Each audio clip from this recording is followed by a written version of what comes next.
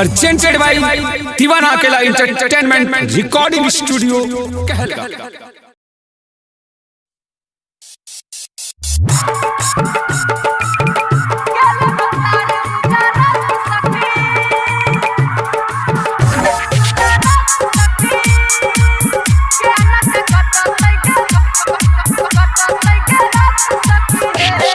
सिजिया के कोवना ले बैसावा दहे के ले बैसावा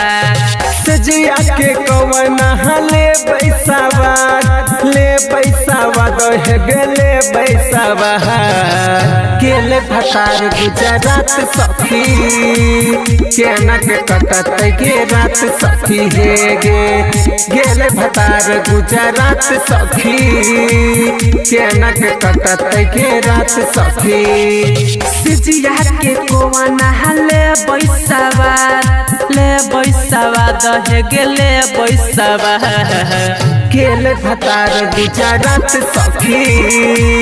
केना के कटत के रात सखी हे गेले भतार गुजरात सखी केना के कटत के रात सखी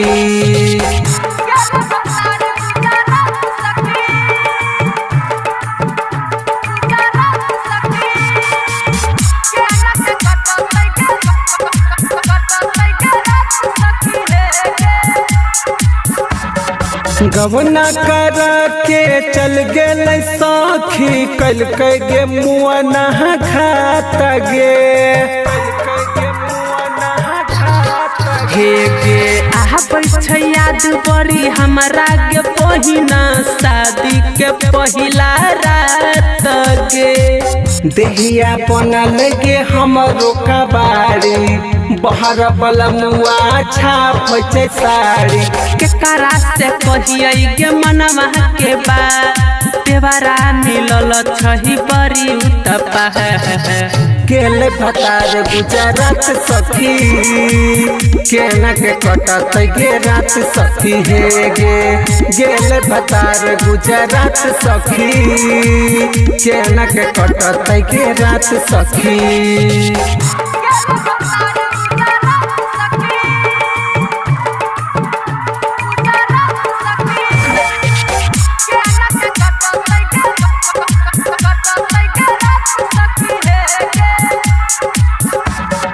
साल भर से सुबोध सजनवा आइल नहीं घर गे देवरायो केला छै पाती लागै छै बड़ी डर गे यारा बारोसनावा फोन बड़ी करे भागी जाइयो गे मन बड़ी करे तू ही बताबे गे हम का करी जहर खाए के कि हम जइयो मरी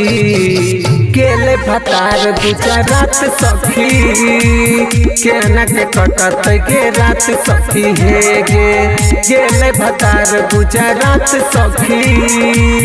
केना के कटत के रात सखी सिजिया के कोवना ले बैसावा दहे गेले बैसावा केले भतार गुजरात सखी केना के कटत के रात सखी हे गेले भतार गुजरात सखी केना के कटत के रात सखी तू ही बता दे गे।